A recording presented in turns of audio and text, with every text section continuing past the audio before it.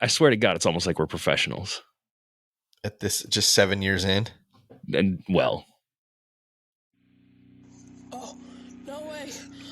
Oh my God. No way. Oh my God.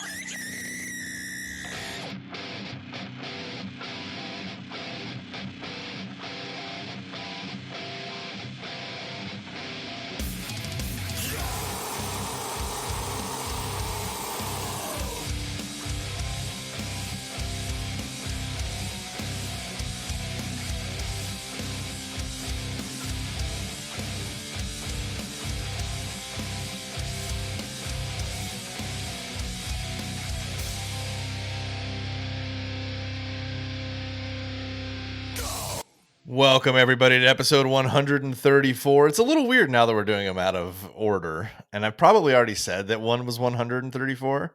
But by like the early 140s, we're going to be matched up. I swear, these are all going to make sense. But welcome to episode 134 of the Serial Chillers podcast. As always, I ask, how goes it? Hello, Greg. I'm hanging out, man. I'm here doing the thing.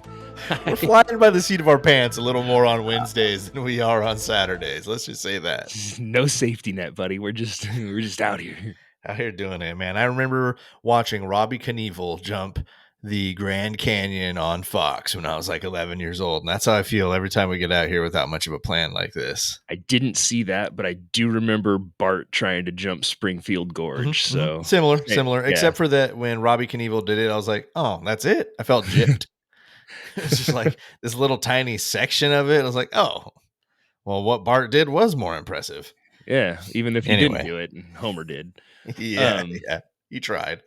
Well, welcome to the Wednesday show, man. Welcome to Chillers Chatter episode 2, as it's been formally titled. Let's call it. Yeah, the numbering system did throw me off because I have them saved according to the old numbering system.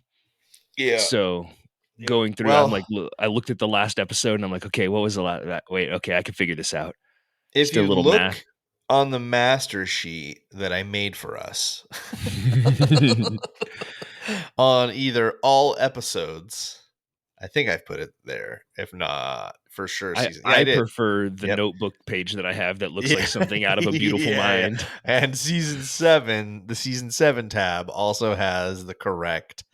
I should have known that you didn't see that because I asked, hey, did you see where I put all the dates over on the side? And you're like, I did not see that. And I imagine that if I had a catalog of everybody that stepped into this document to look around, probably just be me. But that's all right. I'll get you all the dates you need, buddy. I know where my strengths are and I know where yours are. Yours aren't dates and neither are mine, but one of us had to pick up the slack somewhere. I guess I'll do the reading too. Thank God. Well, like we said, we're doing these Chillers Chatter shows in between now, and Greg and I are kind of doing them. I don't know what's the term I'm looking for here. Like, we're doing them a little more loose. Like, we got some good stories that we're so confident in our abilities to be able to do this, though. We're doing this one in one take. What you are hearing is unedited. There's going to be not a single edit done to this, and I'll tell you guys right now why that is. We are incredibly lazy. Okay. Well, it's not just that, but we're trying out some new stuff. I mean, that's part of it for sure. I think a lot of you guys trying out some new stuff, and I want to see if it works. And yes, new software. We've got some basically like AI help in editing, which is nice, and balancing volume levels, and just kind of some basic stuff for us that really takes some of the tedium out of it, which makes it really nice. So I think a bug flew in my drink. Oh, nope, there he goes. He just flew out. Protein, baby. Just flew out. Just to get this out there, so before I forget, we do want to make sure everybody knows serialchillerspod.com. Everything is there. Instagram, TikTok links, YouTube links, Threadless store links, Patreon, and one-time donation pages. Basically, it has all the links, and then there's another one that takes you to our link tree, which has our donation pages on there. You can help out any way you want on there. The Discord page, I know I've probably mentioned it 38 times now, but come join us in the Discord, man. It's cool because once a week or so I'll see one or two new names pop in there, and there's about 200 of us now. So it's nice to just we all hang out. Last night we all watched some horror shorts together. I say we all, it's usually a few of us, but we play video games together in there. We hang out, we talk sports, we talk food. I would say food is probably one of the more popular pages in there, but with good reason. Am I wrong? No, not at all. There's some delicious meals that go through there, and as somebody who can't cook and can't read, so like have to just guess by looking at them, there's meals that are outside my pay grade that are posted there, and I can appreciate that. There are a few people that post where I'm like, all right, listen, tone it down. And not because I don't think their food looks good or I think they're being pretentious, because I am totally intimidated by my lack of skill compared to theirs. So if you guys want to send us any of that great food you're cooking on the Discord, send it to P.O. Box 1229, Clovis, California 93613. You can send other non-edible items there. It's just the edible items we're most interested in, I would say. And smokable. So serialchillerspod.com. If you want any of that information, it's all on there. And that's what we're up to, man. You can always find us. And I think I've mentioned this a couple times too, but this is going to come out a little earlier than some of those.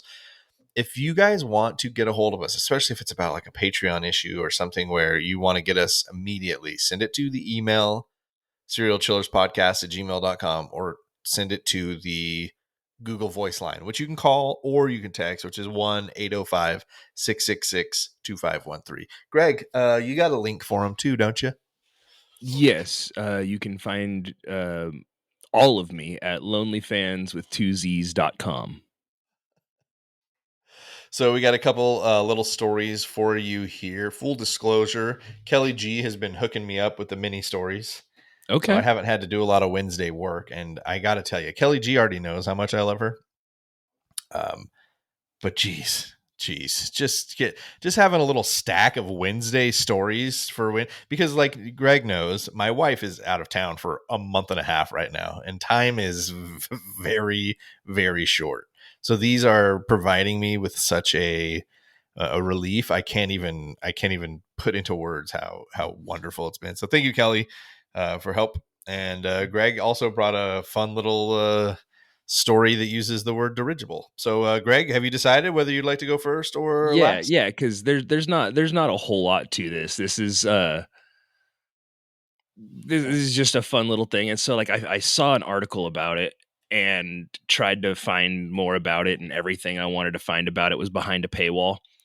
And as curious as I wasn't pay money for it curious. If you want to get Greg through those paywalls, check out patreon.com/ or lonelyfanswith2z's.com. Yeah, correct. Spreading cheeks to get through paywalls, dude. Spreading cheeks to get the peaks. Spreading cheeks to spread knowledge. So I found this article, and it's called The Mystery Airship. And so I looked into it and through free websites and wound up on the Wikipedia. And it's just it seems like a fun little story. So like in 1896 and early 1897, there was a bunch of unidentified flying objects that were spotted, and there were lights. More detailed accounts describe dirigibles or like blimps, but like big, like think steampunk, like a blimp with wings. I'm realizing now what an amazing word dirigible is. Yeah. But like why do we call any of them blimps anymore? Think steampunk style, like a blimp shaped like a pill, but with like a wooden body underneath and then wings out either side and like a flag sitting up on top, or like it has big fans behind it to propel it and like goofy shit like that. You know what I mean? Yeah. And it's all made out of brass and canvas. Kinda, yeah, is what it looks like. Fun fact, really quick. Sorry. Dirigible just means capable of being directed or steerable. So technically like your car is dirigible. So just I think in context and colloquially, it's used to refer to. You're not wrong, but I just thought that was an interesting thing that I had no idea about. And since we're not editing, I'm spreading knowledge, motherfuckers. Oh no, that means I have to spread cheeks. So don't act like you haven't been this whole time. Yeah, I'm sitting weird. It's not my fault. The mystery airship reports are seen as cultural predecessors to modern claims of extraterrestrial piloted flying saucer style UFOs. That's a lot of hyphens in one sentence, but So basically, we're seeing this steampunk, that crazy, winged, unidentified floating object so in 1896. That's what I'm. yeah, That's what basically what's happening is people are like going outside and they're seeing these things and they're like, "What the hell? Like what's with the lights in the sky? There's a big ship up in the sky," and they're trying to tell people about it, but like that technology wasn't there. I You was know what gonna I say mean? 1896 might seem like a time where like just a regular old blimp went up, and everybody's like, "What the fuck is that?" I mean, a little bit like that stuff wasn't happening. So to see that, to go outside and see that, like it would be weird. So it says the Wikipedia article says it's been frequently argued that mystery airships are unlikely to represent test flights of real human manufactured dirigibles, as no record of successful or sustained long range airship flights are known from that period. And quote, it would have been impossible, not to mention irrational, to keep such a thing secret. End quote. Basically, um, like when I talked about like Area 51 with the CIA and how like they would wear like a gorilla mask and fly into public airspace to test their planes and stuff, and people would be like, "Holy shit, I saw this crazy jet that didn't look like anything we've had before, but Yeah. it was being piloted by a gorilla." They're like, "Oh, you had altitude sickness. That's what you had." Like, you know what I Mm. mean? Like make them seem crazy. So it seems like it's the same kind of It's like when Kang and Kodos covered Homer in Scotch. exactly. But this also says to the contrary, however, there were in fact several functional airships manufactured before the 1896-97 reports. Solomon Andrews made successful test flights of his Arion in 1863, but their capabilities were far more limited than the mystery airships. Reese and others note that contemporary American newspapers of the yellow journalism era, ooh, I don't like that, um, were more likely to print manufactured stories and hoaxes than are modern news sources, and editors of the late 1800s would often have expected the reader to understand that such stories were false. Most journalists of the period did not seem to take the airship reports very seriously. After the major 1896-97 wave concluded, the subject fell quickly from public consciousness. Um, there were, like I said, there were sightings in the 1860s, but it was likely these guys testing their blimps, testing their dirigibles. Um, The late 19th century was a period of intense technological innovation, including the invention of the telephone and automobile. Widespread publications about heavier than air flight in the late 19th century gave rise to a common belief that such invention was imminent. On November 17th, 1896, the day before it carried the first report of an airship sighting, the Sacramento Bee printed what claimed to be a telegram from a New York inventor stating that he was flying from New York to California and would be there within 2 days. So this Oh guy said he shit, was bro. doing that. Sacramento Bee was like, "Yeah, all right, bet we'll be waiting." And then people were like, "Hey, I saw a thing fly over the top of me. Make that make sense." He's like, And whoa, it might have been this rich guy from New York. yeah, there were earlier sightings in July of 1868. The zoologist carried a report from a local newspaper in a place in Chile that I can't pronounce regarding, quote, a gigantic bird with, quote, brilliant scales that made a metallic sound and had been seen flying over the town. Yeah, but try it. Kopaipo? See, don't Yeah, you feel better for trying it? no, I don't. I feel way worse. In his 1931 book, Low, Charles Fort discussed the report along with various other reports of aerial apparitions of the late 19th and 20th centuries. Ford observed that inhabitants of the backwoods of China might similarly describe one of Earth's airships floating over their farms.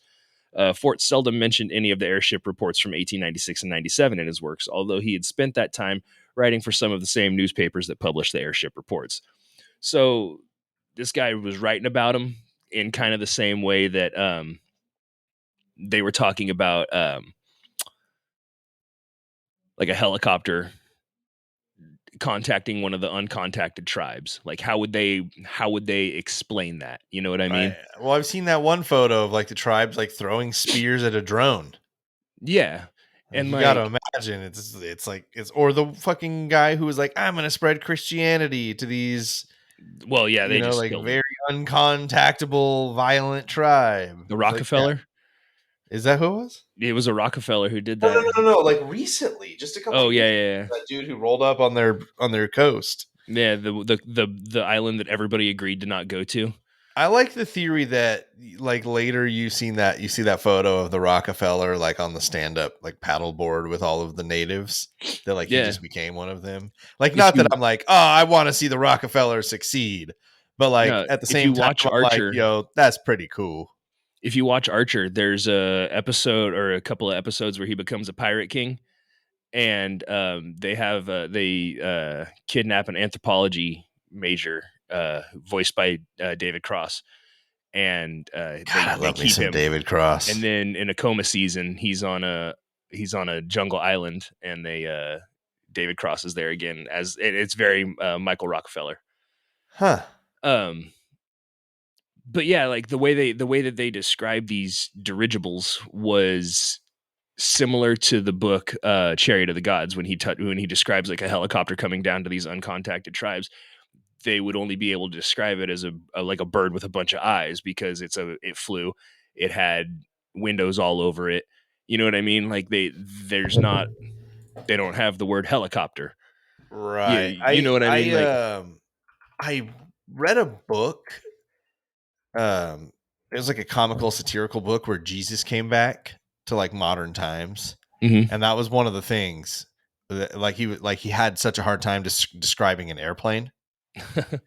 You know what I mean? Because it's Giant like metal him. bird. Yeah, yeah, that was like kind of what it was, and it was like, how does something that large fly? And like that's how it sort of reminds me that sort of same feeling is like how would it be described?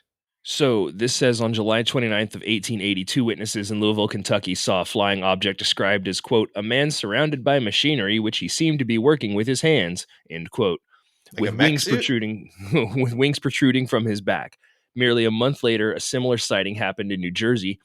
It was written in the New York Times that it was, quote, apparently a man with bat's wings and improved frog's legs. The monster waved his wings in answer to the whistle of a locomotive, end I'm quote. trying to just So, like, like you know, imagine it. so like the best way I can explain it is like these goofy like when you see Futurama. Remember Futurama when they Yes. went to the Da Vinci planet? Oh, vaguely. Yes, yes, yes, Okay, yes. so think of like the Da Vinci flying contraptions that you've seen like the sketches of. Yeah, yeah, yeah. Like the helicopter, like the Yeah, it's like spiral. like the spiral sail on top and you pedal it and like or like what Right, Mr. right, Burns right. tries to get Yeah, away yeah, with yeah, or yeah, like yeah, yeah, yeah, yeah. the leader on the Simpsons. Okay. Um shit like that is it like rudimentary invented it myself flying contraptions is what these things are Okay.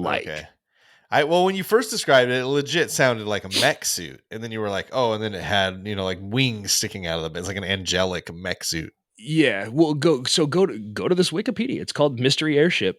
Like look at some of the pictures they have from 1894 and 1896. Like these are goofy looking flying deals.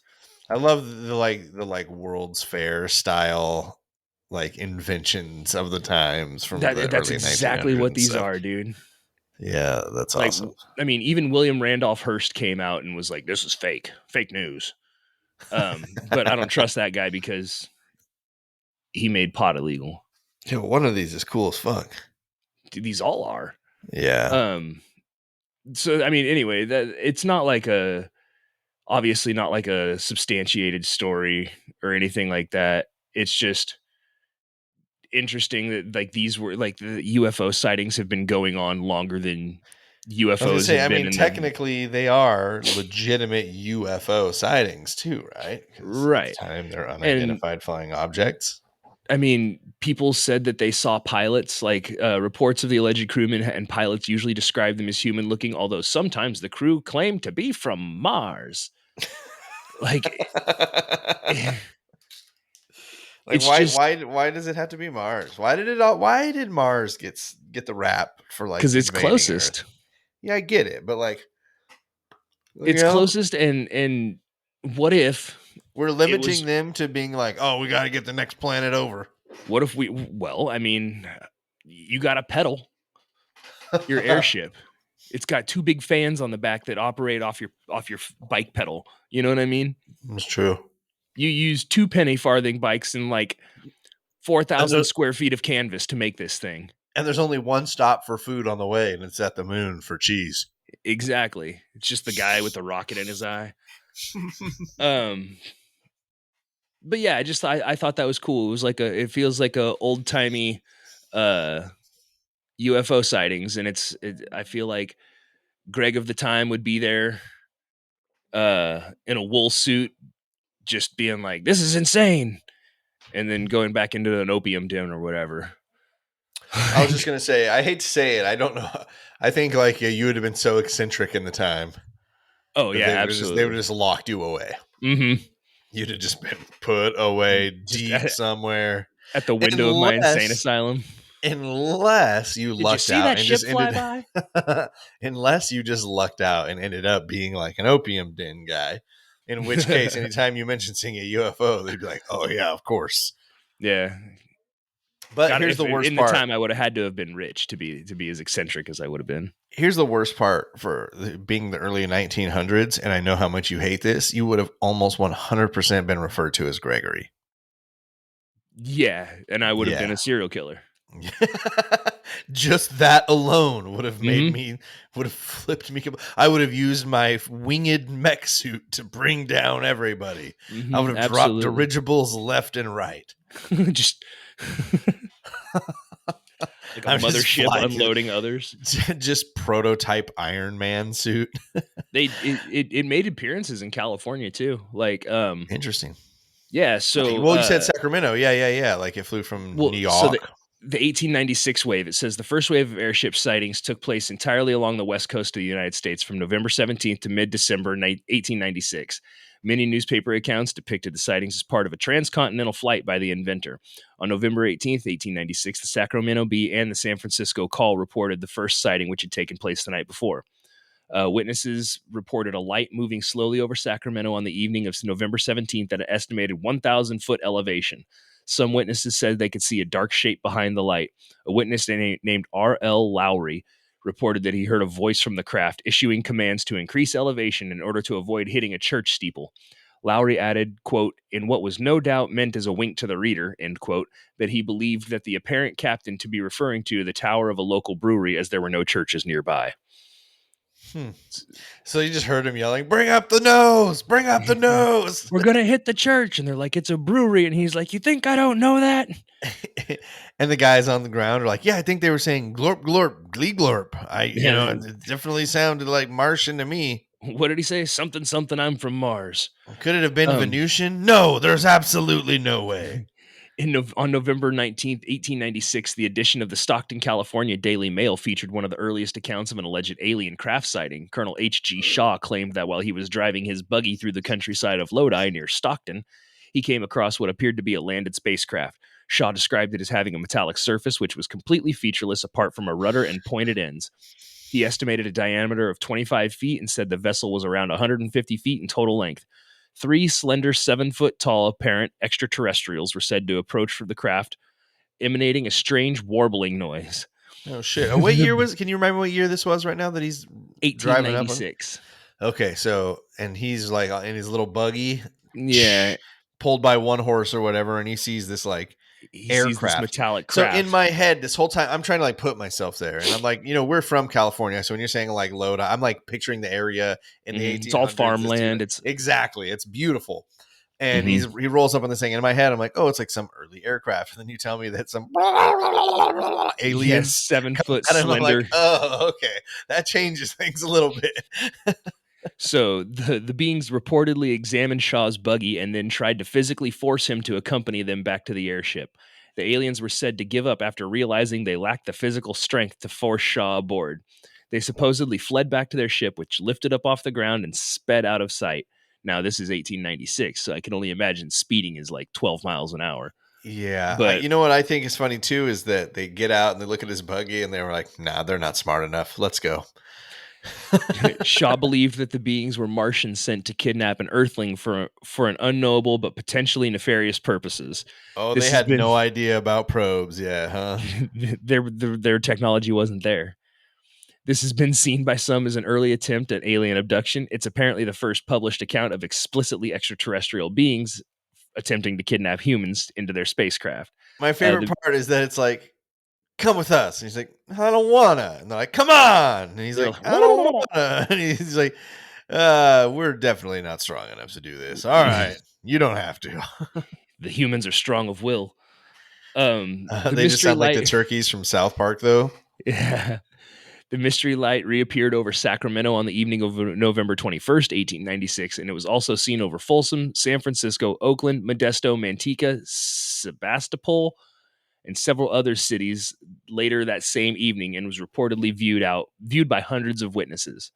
So I say bring back unidentified flying dirigibles. yeah, just get some. That's what Elon Musk and Jeff Bezos should be doing. They should be making crazy new flying contraptions instead of trying to go to space. But just making them look all fucking steampunk, and like it's not about getting there fast, it's about getting there cool. You know what I'm saying? I mean, You know that's what's the funny is you last keep thing going back Elon to Musk Archer, needs. but that's also an Archer episode, right? Where they're like Where up they in were on the the blimp. yeah. It's a dirigible, and he uh, keeps swatting lighters out of people's hands. You want to blow us all to hell? I What gotta part tell about you, inflammable are you not getting? Obviously, the core flammable and concept. inflammable mean the same thing. What a country! Um, So that was it. That's what all I have for the mystery I know, airship. but It's like just you've truly, honestly, you captured my imagination with this because like it's something that I hadn't really thought about. You know, like I'm thinking like you're right in the years of like Red Dead Redemption 2. You yeah. know, Imagine riding across the plains or taking the train to the next town, and you're somewhere outside Van Horn, and you look up and there's just a dirigible flying by, and you're like, wait, what? yeah, I'm gonna start playing that soon. There is that one mission where you get in the hot air balloon with homie, hmm and you're like, And yeah. there's that crazy Nikola Tesla inventor that's in the Right, and game there too, is the UFO and the cult. Easter egg. Yeah, but I'm still like putting myself in like that mindset, like looking around. It's like there's no cars, it's all horses, it's buggies, and then you're like, what the fuck is this metallic cylindrical item out in the middle Yeah, of this farmland in Lodi, California? yeah. Yeah, And I pretty mean, cool. it's been cited in New England, the UK, New Zealand.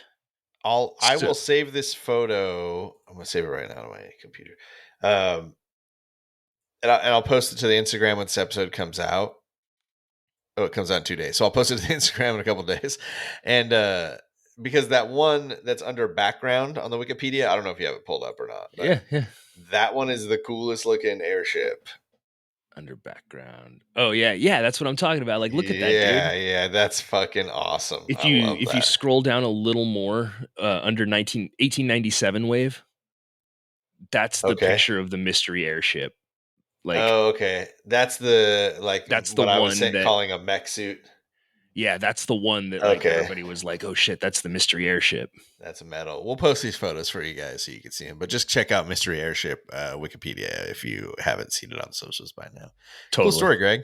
Thanks, man. Cool story. So, like I said, the one I've got here is from Kelly G. I have very briefly heard of this story, and maybe you have too. It was on an Unsolved Mysteries episode. And I'll quickly give the sources she used. It was Unsolved Mysteries, Season 1, Episode 7. I Survived, Season 9, Episode 6, and then some Wikipedia sources. So um, there's this, like this kind of twist to it. And she briefly mentions it, but I just want to kind of bring it up because I think it's an interesting twist on the story. But okay, I'm going to read it as Kelly G wrote it first, and then I'm going to discuss some of the things about it. On May 16th, 1986, in Cokeville, Wyoming, yes, it's a real town. Everybody's just going like this. David Young and his wife Doris held an elementary school hostage with a large explosive device. So, late 80s, mid 80s, holding an entire Wyoming elementary school hostage with an explosive device.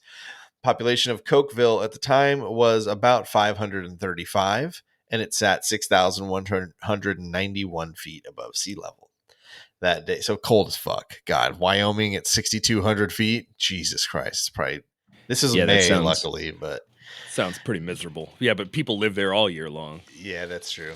That day, a woman named Cynthia had arrived at Cokeville Elementary for a job interview. So Cynthia's rolling up on the day that the school gets taken hostage with an explosive device. What? So, what was your first day like? Oh, Tim, let me tell you. Yeah, what a I think day. your Huh? first day Well, it's was not even her first day as her interview. She's just being interviewed. why do you So, want to work here? Because I can't leave. I'm a hostage. so Cynthia pulled into the parking lot and noticed what she thought were janitors unloading equipment from a van. When she gathered her nerve and went inside, she saw the man she thought was the janitor talking to the secretary. He pointed a tool from his tool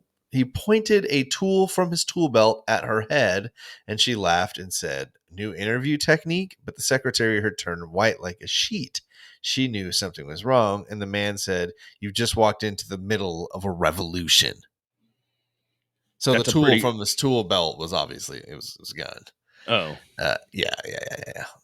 that sounds like a cool line, but I can't help but feel like Peter from Family Guy when they were like on the space shuttle, and he's like, "What are you gonna do?" And Chris was like, "I'm saving our lives." And Peter goes, "Oh, I wish he hadn't said that. Now I'm rooting against him." Like that's kind of the same energy. Like, hey man, I'm down with a revolution, but did you have to say that? Yeah, You couldn't we have just like done the revolution? I had a so, teacher in elementary school who used to always tell us for essay writing, "Don't tell us, you're going to tell us. Just tell yeah. us." And I think about that all the time with stuff like that. Like, "Oh, Mhm. you're in the middle of a revolution." Yeah, just be Uh, the revolution, man. You don't have to. This isn't an airport. You don't have to announce your arrivals and departures. I haven't seen that Family Guy. And you know what's funny is today I was thinking, man, I should probably watch some of the like Family Guy I haven't seen. I bet you there's some good stuff in there. But that I could picture it and that's fucking hilarious. Nah, now I'm rooting against him. Yeah, I've been hammering a bunch of American Dad lately. Oh, nice. So it was after lunch, and they gathered everyone into a classroom on one side of the school. So remember, very small town. So the school, also very small, has a total of 136 students and 17 adults. Young lined up guns on the chalkboard tray of the room that he had gathered everyone into. So imagine that like tray where this, he's lining his guns up He on had to there. knock all the dusty, like that one long white eraser that didn't erase anything off the tray. Yeah, and it's 86, so it's for sure chalk. It's not a It's not a whiteboard dry yet. erase board. No way. No fucking way. So David Young wasn't unfamiliar to the town or even the elementary school. He was once the town sheriff, but had been fired for misconduct. He and his wife had brought several guns and a large explosive that was the equivalent of 25 sticks of dynamite. Holy smokes, that'll leave a crater.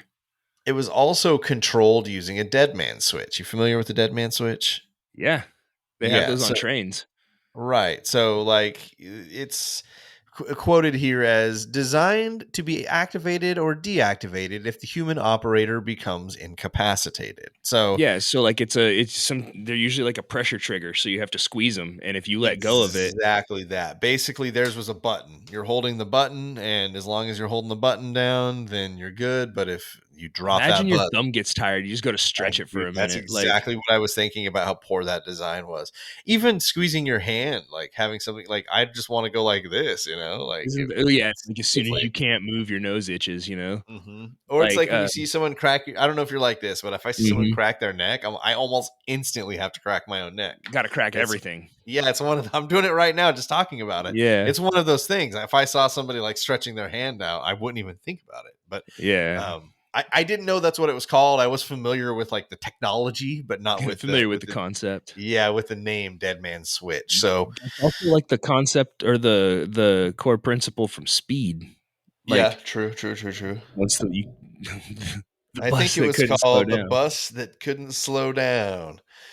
So again, a dead man switch is designed to be activated or deactivated if the human operator becomes incapacitated. But really, if it's jostled too harshly or if the human moves too broadly, it will set the bomb off. That's what Greg and I were talking about. like your thumb gets tired on that button. If it slips off to whatever that pressure measured is in that button that's to detonate, you might just accidentally fuck around and find out. So the bomb also contained, which most homemade bombs do, a lot of gasoline. But the problem with this bomb is that the gasoline fumes were like crazy in the room that they were in. Like people were getting nauseous, people were getting sick. The principal stands in the room and basically tells everybody, like, hey, we're being held hostage. And some of the younger kids are legit being like, what does that mean? What does being held hostage mean? It means you don't get to go home right now. Dude, We'll what's see how this crazy is shakes like out. basically some of these kids are so young, they 100% do not get what's happening. They don't grasp they don't get the gravity of the situation at all. Not at all. You Not know at what all. though? As a 36-year-old, I don't get the gravity of a lot of situations. So like I'm notorious for like being oblivious to stuff like heavy stuff happening around me. So I like to picture you as one of those, like the guys when like a Brazilian bar gets robbed and you're just the guy who's just like still drinking his beer at the bar. Like you never looked at the robber, you never looked at anybody getting robbed. yeah, a You're little just bit, yeah, because like I'm just kind of oblivious to the world around me, and I feel like sometimes it pays because in a situation like that, I could nap it off in the corner until. yeah. Solid plan. I like where your head's at. So, David Young let everyone know that if they tried to escape, they would be shot in the legs. He said he wasn't trying to kill any kids and their lives were precious, but he said he didn't care about the teachers' lives at all. So remember, again, like he used to be the sheriff, so one would think that he could probably shoot at least. So the promise to being shot in the leg if you ran is at least carries some weight. So he reaches out outside the school now, right? He's got his hostages. What is it? It's like 113 kids, 117 kids, and 17 adults, whatever it is. Yeah, it's like 140, 145 people. He's demanding as ransom for the children $2 million each. Each. So, like, yeah. So what's that? $200 million that's and change. Guys getting close to $250 million from a town in Wyoming of 500 people called Cokeville. I mean, got that Coke money. Yeah. And because it is a revolution, he handed out his manifesto. As you do. Cynthia, our interviewee, remembers reading it and thinking, oh no, this isn't drug or alcohol induced. We're in trouble. Like, this guy's not fucking twacked out of his mind right now. This is him. Just waiting for him here. to come down. Oh no, he's not coming down. Shit, he just handed out his manifesto. This is real. The scary thing is he's making some good points. All the adults and some of the children remember how little sense it all made. The manifesto, that is, talking about infinity, the writings of a madman, the whole thing is basically nonsense, as a lot of manifestos are, I feel like. I'd like to judge for myself. Yeah, I wonder if we could find that. I actually did not. What was his name? David Young. I would like. What's funny is when you're going to look for this, it's going to come up as the Cokeville Miracle, and you'll see why. And that's kind of one of the things I wanted to talk about. But I think his name, David Young Manifesto. So he handed out his manifesto. Everybody thought it sucked. One kid bumped into him so much that the dead man switch started to panic himself. And he took some duct tape and put down what he called a magic square. And it was about 9 square feet around the bomb and himself to make sure that even the children understood not to set foot in the magic square. Like having to explain it to like kindergartners, like, listen, I'll fucking kill you. Okay. All right. Look, I put down this tape line right here. Just want you to see it. Is anything popping up for it? Oh, dude, I've got it. Oh, nice. Do you want to read it? Is it short enough to read? Or you want to send it to me and I'll read it? I can. Yeah, give me a second. Let me scroll through and see if there's any words I don't really know. And okay, take your time. So at this point, the gasoline fumes are getting worse and getting stronger, and just about everybody in the room, okay, listen, nobody. I shouldn't say nobody. Most people, you go to the gas station, you like that. You like that whiff of gas you get. You're like, yeah, that smells nice, everybody who does that probably would not enjoy huffing gas for a couple hours straight in a room, you know? So I think that first smell, you're like, is that gas? That's nice. That smells good, dude. And then you're just sitting in a room where gas fumes are pouring out of a bomb 25 times the strength of a stick of dynamite. So it's at this point that some of the kids are still like totally not getting it. And we're running up at the end of school, which is 3:15, and kids are starting to like line up to leave. And David's like, hey, and like, so the teachers have to tell them, like, listen, we're not leaving you guys. Remember when I said you couldn't go home? Right. So at one point, after about 3 hours, David needed to use the restroom. And so I told you this was covered on Unsolved Mysteries. They point out that this happened right after some like giant group prayer. Now, this is where it all takes like for obviously most people who's listening to this and Greg know what I believe, and again, I don't judge anybody for what they believe. But this turned into like this whole thing starting right here. So basically, there's like this giant group prayer, right? Some students, some teachers, they get together, they have this giant prayer. And like right after they pray, David's like, "Man, I gotta take a piss." So Unsolved Mysteries points out again, it's right after a giant prayer. Unsolved Mysteries says that he lost confidence because of the prayer, and that's what led to the miracle that would happen next. Whether because of a miracle or a full bladder, David Young handed the dead man's switch to his wife, Doris. It had a proximity thing, too, if you got too far away from the bomb, I guess. So she had to be near it, and I guess this wasn't well thought out. Witnesses remember she was like, Kelly put it as oblivious to reality. She was like there, but what do they say? Like the lights on, but no one's home. She's checked out, looking around, but not really engaged. She began to gesture wildly and carelessly with the dead man switch. Pointing it at people. They're like, it's a switch. I don't. Yeah, well, you ever seen one like this? So, You think I won't? Just then, a kid pukes from the fumes. Like it finally gets to him. A kid gets nauseous enough. He yaks or nervousness, whatever it is. A kid pukes. The teacher we've all walks been there over. when huffing stuff's not easy. Yeah, the teacher approaches the magic square to ask Doris, "Can I clean this up?"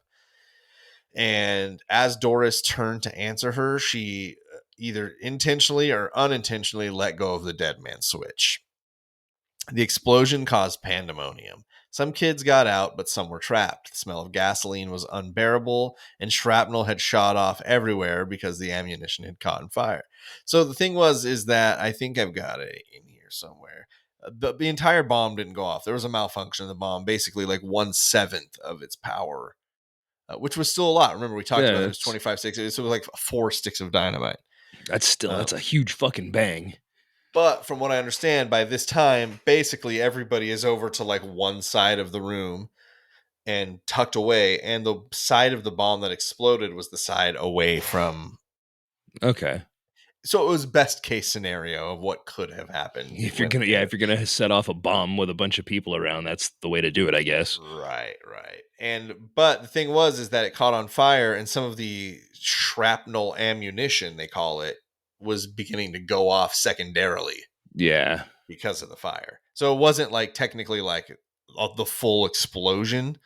Yeah, it was the rounds heating up and then exploding. Yes. Which is a little scarier because it could still kill you, but it goes like wherever it wants. It goes the path of least resistance. And so random. Like who knows when it could go off. Mm-hmm. So at this time, Cynthia remembers grabbing kids and legit, like not through the glass, but through an open window, just tossing kids. Anyone she can fit, just throwing kids out. Like a broken arm's not as bad as, getting killed in the cafeteria by you a might bomb. need stitches, but you'll be okay. Yeah. Like I picture her sending kids out like a front window of a saloon. That's what I did at first, but I looked it up. Like basically, I think it was those big cafeteria windows that open like this. Oh, and like one kid climbed through it, and basically after that, it was open. So she was legit just grabbing little motherfuckers and just stuffing them through the window. Yep, go. So, there were kids who were on fire. There were adults who were on fire. some were getting help. The flames were being beaten off them. Some were stopped, dropping, and rolling, remembering all of our classic training. David came back from the bathroom at this time and, and sees that his wife had become a ball of flames. Remember, she's nearest the explosion. Can you imagine you're taking a leak in like an elementary school bathroom, so it's the super short urinals, Yeah. and you think everything's cool. You're just kind of like assessing your plan. You're like, yeah, I just took an entire elementary school. I've got like 150 people hostage. Everything. My life is where it's supposed to be right now. And then you hear a loud explosion. And you're like, oh shit, I gotta go. I Something somewhere. 100% I 100% see it like in It's Always Sunny sketch where like you don't see the explosion. You just see him like go into the bathroom and he's like, yeah, things are really going good. And he just comes out and things are all like exploding. There's a woman throwing kids out the window. Yeah, Your wife's just fully on fire. And you're like, I thought it like that too at first, but there's no way 4 sticks of no, you're dynamite go right. off You're and right. you don't You're hear right. it. So when David comes back and sees that Doris is just a ball of flames, she's just screaming in agony. Basically, like I think kind of when Been someone's exploded and on fire. when someone's beyond saving when they're on fire. And David thought he knew that for sure and shot her to quote unquote put her out of her misery. Jesus. Then he stood next to the door with a pistol in each hand, shooting as many people as he could as they tried to get out. Eventually, he would turn the pistol on himself and shoot himself in the head. It is said that only 1/7 of the bomb had detonated. Unexpected problems occurred, such as detonation wires being inexplicably cut and blasting powder being soaked, rendering it a useless paste. It should have destroyed the whole side of the school if it had worked correctly. Miracle. They Well, so prayed. like Miracle. the I got nothing for the wires being cut, but the powder being soaked into a paste. So Sounds it's like not bad bomb making. well, it's not gasoline that explodes. It's It's the the vapor. fumes. Yeah. So like pouring gasoline on something is just going to make something wet and stinky.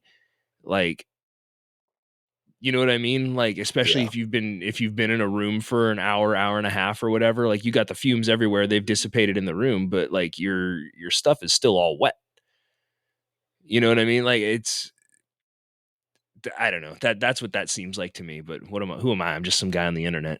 Well, Greg, in a shocking turn of events, and before I get to the shocking turn of events, I will say Okay. for the cut wires, I imagine them as a wire that was once attached that came undone. Yeah, just like got jostled free. Bad bomb making.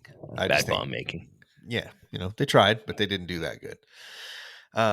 Not a single person that day would lose their life besides David and Doris. Good. One teacher was shot by David in that ensuing dual wielding panic, and 13 kids were badly burned, but all would fully recover. Apparently, the Youngs' plan was to, if they did not receive their 200 and some odd million, was to take everybody in a bus to the middle of nowhere and quote unquote blow them up. Mm-hmm. Mm-hmm. Mm-hmm. Somehow, some way, It sounds like that was a well thought out plan. somehow, some way, this was going to take them to a peaceful afterlife. I don't know if that's part of the manifesto or not, but It doesn't seem like it. okay. Unsolved Mystery says there was a miracle presence hovering over the scene that told the kids to move at certain times that saved them in a way. They show a picture of the aftermath with a ghostly image on the north wall. And Cynthia, there for the job interview, told the school that you owe me a job now and became the new kindergarten teacher. Damn, dude, imagine being the old kindergarten teacher. And they actually say that the magic square that David had put down, and it wasn't 9 square feet, it was 9 feet each way from the bomb. So it was 80 square feet around the bomb. 81, that would be if it was 9 feet each way, right? Yeah. The authorities give credit to the magic square for saving a lot of lives that day. His plan was to kill as many kids as he could, and do his thing. Yeah. And it actually ended up saving just about everybody. Well, that's besides good. he and Doris. I'm glad he fucked everything up in the worst possible way. So really quickly, here's where it gets a little icky for me, and I appreciate Kelly, including the fact that it's claimed that there was like a miracle presence there. But I think in 2015 there was a movie by this guy who seems like he makes basically, if I'm not mistaken, this is a Mormon community. Okay. And this guy makes like Mormon religious films. He made, let's Like the see, Kirk Mormon Cameron of filmmaker Mormonism. T.C. Christensen. He's here being called a Mormon filmmaker, T.C. Christensen.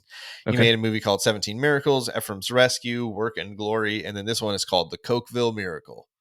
And Okay. basically, the dramatization of it is that, like, angels appeared and led the children to safety.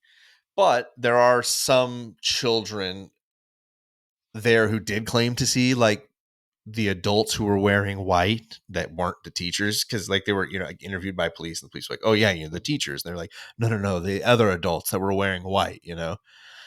So I'm like, oh yeah, so like it's kind of like, So that's group traumatized hysteria. child. Yeah, You're letting a exactly. traumatized So it's right 6-year-old. here. It's right here. It says a clip from the movie shows a real life interchange with one of the school children, a young boy, and an adult discussing what happened. Quote, there were people in the room with us, said the boy. You mean the teachers? Asked the adult. No, the ones in white, said the child. The one in the white said the bomb was going to go off if I stood by the window. Everything would be okay. Well, I mean, shout out to the ones in white, I guess. So there's some of them, and I don't hate on this. Like a few of them go around and they just do like talks. It seems like some of the survivors. Yeah. Hey. And a few of the survivors were like way on board with the movie being created and were like part of it being created. Also, quote, many kids testified to their ancestors running with them, leading them out of the school or helping them hide in a closet. The woman, let's see, wait, hold on.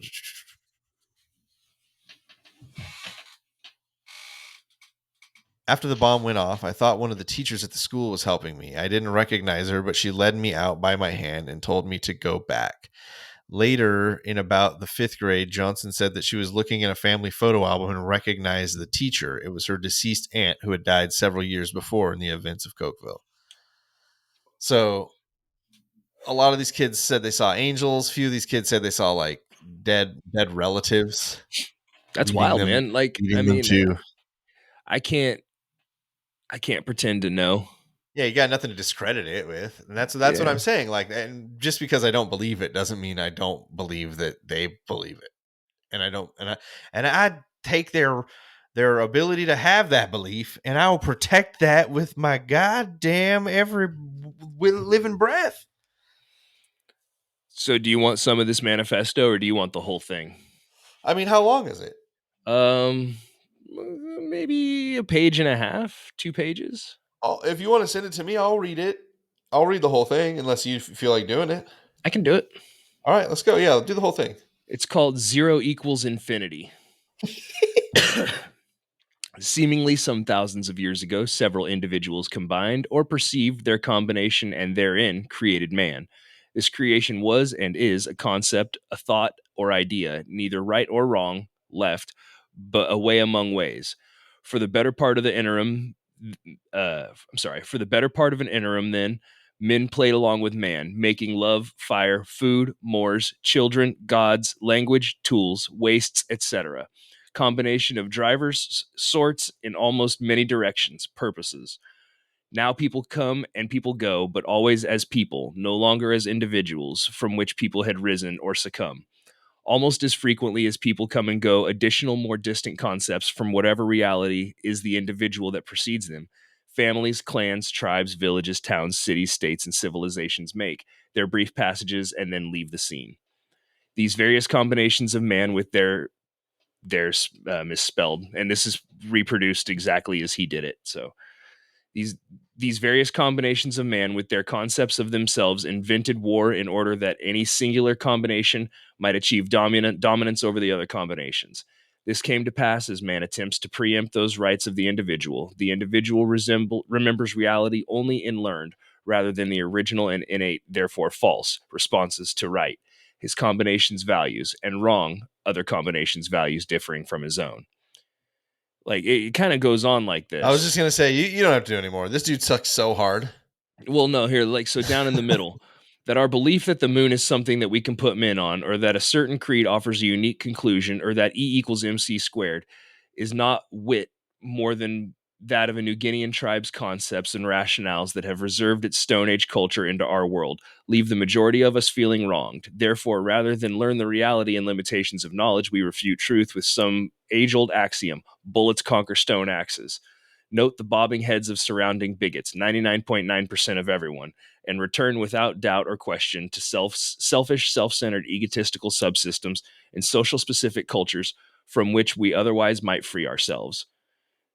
Were we to continue, however, the investigation of knowledge, we need to internalize Socrates. All I know is that I know nothing. 0 equals infinity. 0 or nothing equals the infinite truth. How is this to be? Believing 2 plus 2 equals 4 hardly invalidates knowing 0 equals infinity. The diabolical trick we've otherwise learned, internalized, is relativity. When in Rome, do as the Romans. When doing math, do as the mathematicians. When fighting a thermonuclear war, discard spears and arrows for thermonuclear devices, etc.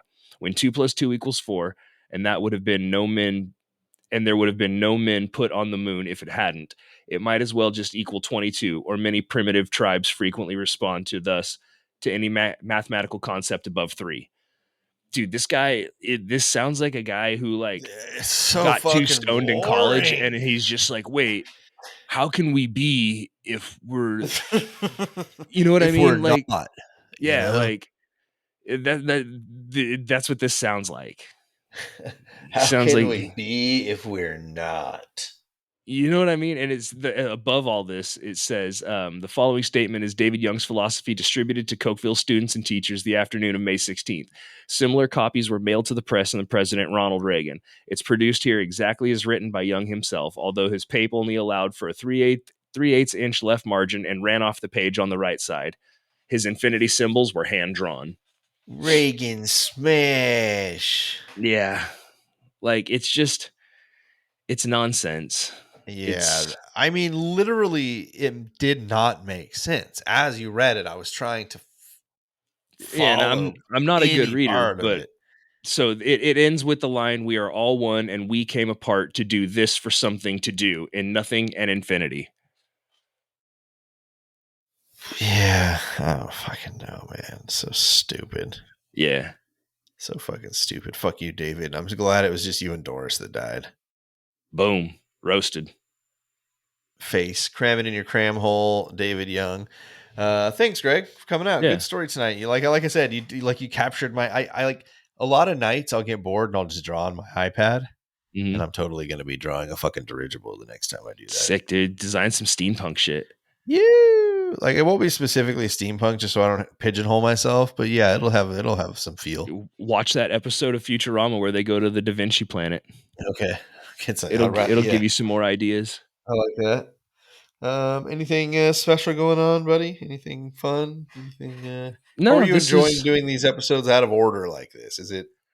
once I get the numbering system down, and I swear I'll take a look Yeah, at that document. I was gonna say, yeah, you just use the master sheet. Yeah. It's got everything you need on there. So Yeah, uh, but I like this. I like the light episodes in between. yeah, we get to break things up a little and have some fun and not just I don't know. I mean, we're still recording every week, which is Yeah, but we're getting nice and ahead and allowing us to do some fun stuff and take some breaks every now and again that doesn't interrupt the flow of things. So I think that's the coolest part about it. yeah. Hell yeah, man. Well, if there's nothing else, I don't think I've got anything. Check us out on all the stuff I said at the top. Serialchillerspod.com has all the information on how to find us and what we're all about and how to give to the show, how to support the show, how to follow the show, how to listen to the show, all that. It's all there. It's all there. Yeah. All right, buddy. Well, shit, man. Very good. And I think we did well tonight. And, you guys enjoy this. And you got a game show coming out next week. Like I said, this And is all raw and unedited, so you're hearing it yes, exactly as we did it. this is how we do it. You're gonna have a Mama Shy episode coming next week. I'll give you guys that much information. There'll be another fun guest, and it is a redo of one of the original 15 episodes too. A much more in-depth redo of one of the Boom. original 15. So thank you everybody for listening. Go check us out. lonelyfansoftz's.com is the place to be, if I'm not mistaken. Spreading cheeks to spread knowledge. For Hella Greg, I'm Cromulent Jesse. Remember, don't talk to strangers. And now get ready for the cold open of the next episode. Dun, dun, dun, dun, dun, dun.